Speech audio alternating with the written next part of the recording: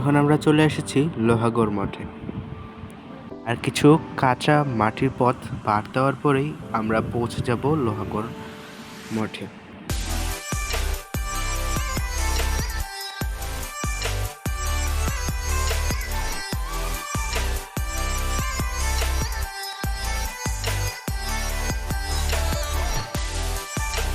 তো আমরা চলে আসলাম লোহাগড় মঠ।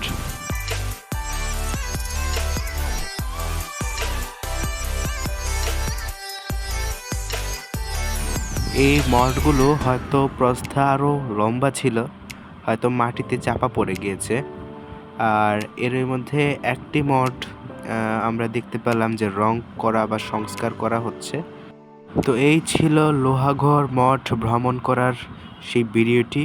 তো সবাই ভালো থাকবেন, সুস্থ থাকবেন এবং আমার চ্যানেলটি সাবস্ক্রাইব করে পাশে থাকবেন। আল্লাহ হাফেজ।